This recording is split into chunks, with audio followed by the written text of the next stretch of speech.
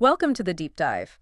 Today we're jumping into a really interesting piece of writing. Mhm. It talking about Jesus and brings up this idea called a song of continual praise. Right, a compelling phrase. Exactly. And our goal here really is to unpack why.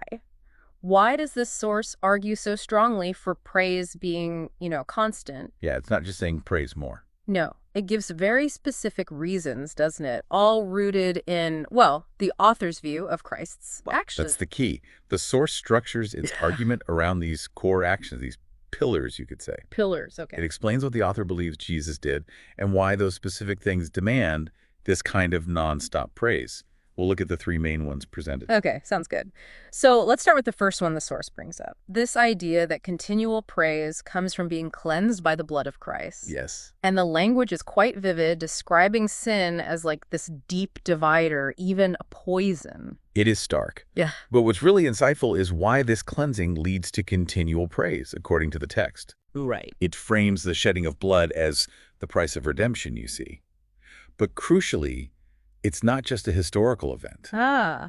The source presents it as something covering the past, Yeah. but also securing the present and even assuring the future.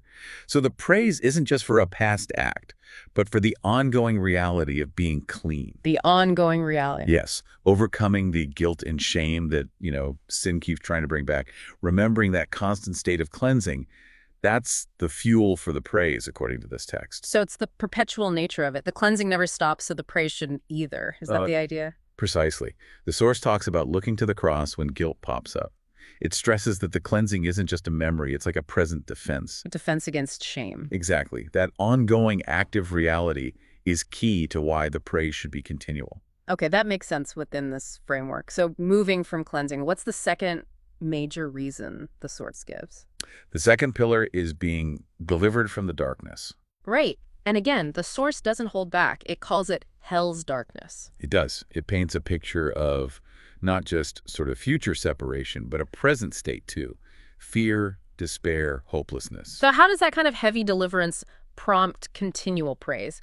What's the connection the source makes? Well, the source identifies Christ as the light of the world. Not just a title, but someone actively shining into hearts, Actively shine. pulling people out of those shadows into the light. Yeah. It uses imagery of prisoners now walking free in radiance. So it sounds like remembering that rescue where you came from is central again. Exactly. The text really emphasizes breaking chains, gaining freedom from lies.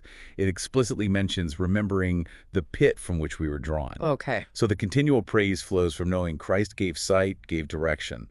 The rescue is seen as so profound and the darkness so, well, real that the gratitude just has to be constant. A constant gratitude for such a fundamental shift. Okay. And the third pillar, the third reason for this perpetual song.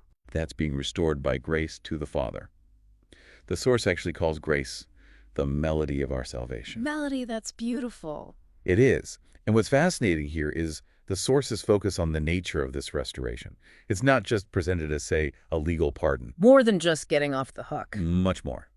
It's described as a warm embrace, a relationship restored. Grace brings you near, welcomes you into fellowship. It calls you family when you felt like an orphan. So it's about intimacy. And access, ongoing access to the Father. That's what the source stresses. So the praise isn't just for the pardon itself, but for the closeness, the belonging that grace provides, that ongoing welcome. Absolutely. The source argues the praise stems from this unearned favor, this boundless love, this mercy that never runs dry. It's the quality and the constant availability of this restored relationship that makes the praise continual. It's always there, that welcome home. Right. A constant welcome. So just to kind of pull those threads together from the source, the call for continual praise is really grounded in these specific views of Christ's work. Being cleansed by his blood, delivered from darkness by his light, and restored to the Father by his grace. Those three. And the source really pushes this idea further, saying praise isn't just, singing songs or saying words. It calls it a posture of the heart. That's the powerful takeaway, isn't it? Yeah. The source concludes by suggesting your whole life should become a hymn of thanksgiving. Your whole life. Yeah, your thoughts, your actions, how you carry yourself, everything testifying to these foundational beliefs. Yeah. You are cleansed, you are delivered, you are restored. It's meant to be an internal reality shaping the external. Okay. So, building on that, here's maybe a final thought for you, the listener, to chew on based on this text perspective. Hmm. If this continual praise driven by cleansing, deliverance, restoration is meant to be a posture of the heart, what does that really look like, according to this source, when you're not feeling victorious? When you're navigating sorrow or loss or want, how does that posture hold up then?